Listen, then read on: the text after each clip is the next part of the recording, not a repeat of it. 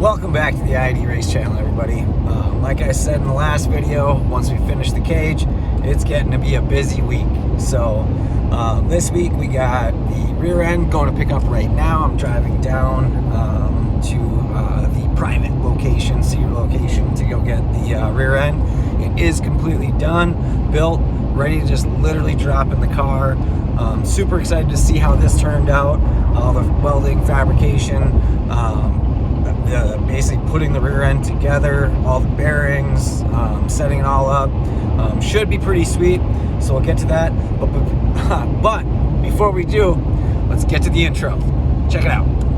We are speed and professionals in aeromatics.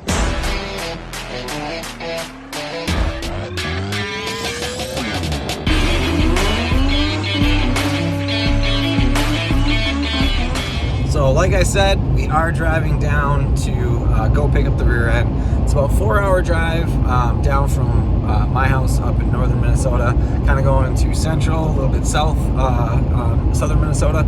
So got a little bit of a drive ahead of us.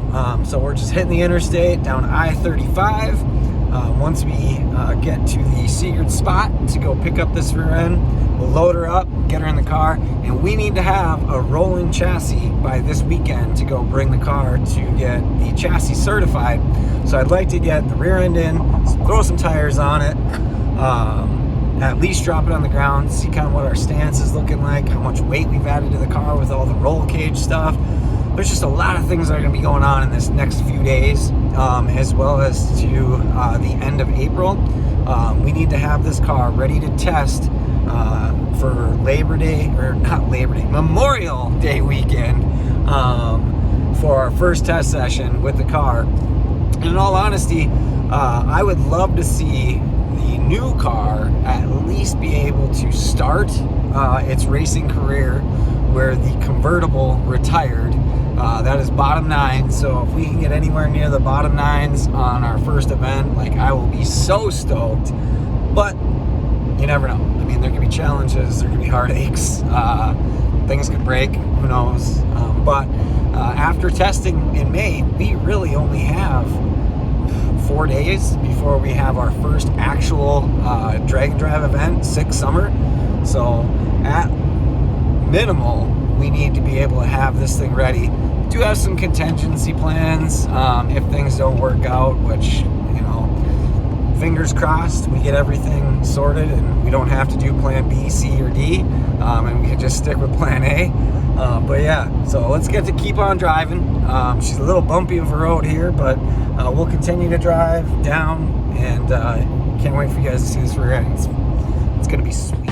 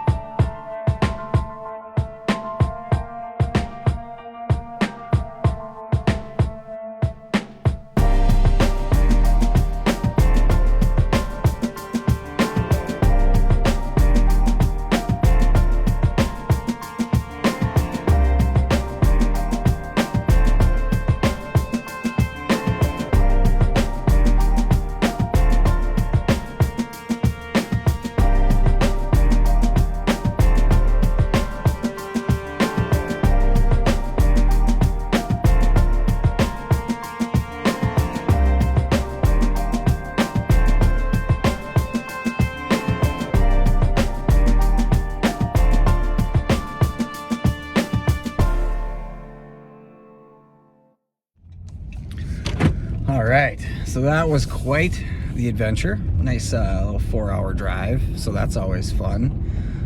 Just pulling up to the undisclosed location as to where we're at to go ahead and hopefully pick this rear end up today. So without further ado, let's check it out. Oh boy, what is that? What is that? Racecraft Industries, baby. That's what's up. If you have a Ford 88 or any type of rear end products that you need, this is the place. Well, it's always nice to go hang out over at Racecraft. I didn't have any permission to video in the shop, and you know, I just didn't want to subject the guys to that. They do great work though, so I still have to at least show what we got from Racecraft and just kind of go over what this rear end is.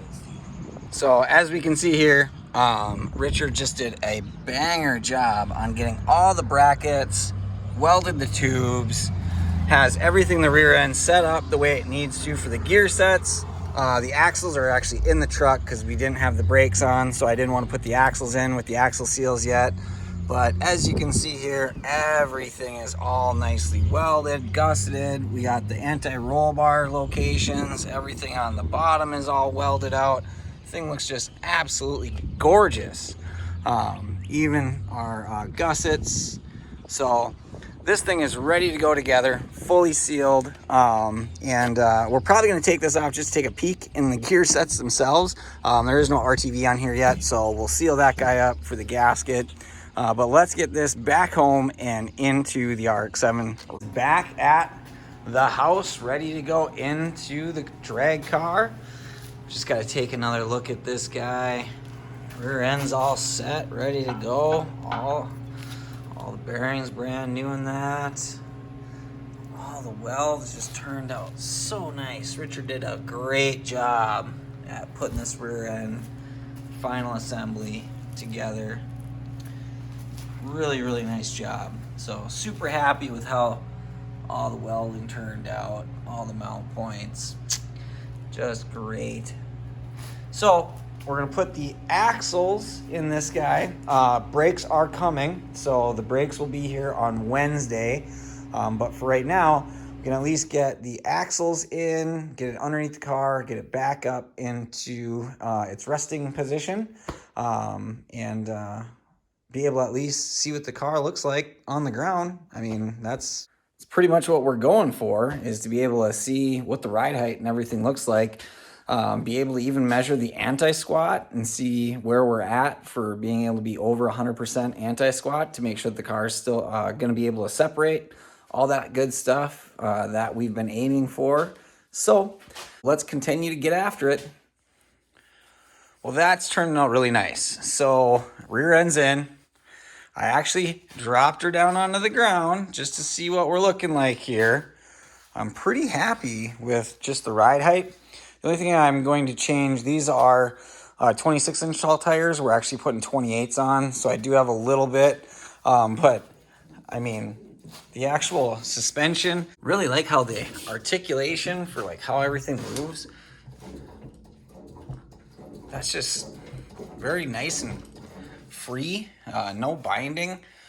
So it definitely does work very, very well. Currently right now in this rear end setup, anti-squat levels. So right now, the way that the geometry is set up, this is 180% anti-squat, which is a lot, but it can be adjusted. Obviously, we have, you know, our uppers that can be moved, the lower ones, the lower links can be moved. But at 180% anti-squat, it's putting our instant center basically at 38 inches. So our center, instant center, is basically about 38 inches long for where the two bars would intersect to each other at that point. So right in that 30 to 40 inch range, I feel like should be fine. 180% anti-squat. Basically what that's going to do is it's going to separate that suspension faster. So if I need to slow that down for how fast that the rear end separates, I can change the anti-squat to get closer and closer to that 100% line. If I go below the 100% mark on the anti-squat, then the car squats. Instead of separating, it squats the suspension. So we're going to start there just to see how it goes. But I mean, I just like the stance right now. Looking at, you know, where our ride height is, pictures just don't do it justice, but I will say, I mean, when we look in here, this is pretty dang low. I mean, about, let's just get a tape measure out here. So just for reference, let's just throw a tape on. So if I were to go into here, basically from that bar, we're basically about, you know, 5.5 inches from the bottom of the bar for clearance. I mean, from here, basically like the bottom where your seat is, on the cage, we're basically about 9.5 inches, 9.25 inches. So definitely nice and low still, so it's not like the car's sitting up really high. Once I get a 28 tire on the back, ordered those today, so then it'll get us to another inch closer to this gap here, which is fine. Another inch higher here. It's definitely going to change around just a little bit of our bar angles just for that different weight transfer. But not even having any, you know, weight in the car in the back. I'm really curious to see what it does weigh and where I should move the weight around in the car before I make mounts and things. So might throw it on scales just to see what it weighs before and just having the motor and transmission in. But time to make a drive shaft, get this thing, you know, somewhat ready to actually be not just a roller, but be able to move underneath its own power. So yeah, really cool for how everything's kind of turning out with our setup. So hopefully you guys enjoyed this video. As I said, things are going to come pretty quick, start happening pretty dang fast. This next Sunday, we have our cage certification. So I'll keep you guys informed and in the loop as to how that goes. Really looking forward to getting this thing buttoned up and at least be able to make that first event here in about a month and a half. So well on our way. We're going to continue to press on. Really appreciate everybody's support. Remember, like, subscribe. We'll check you in the next one.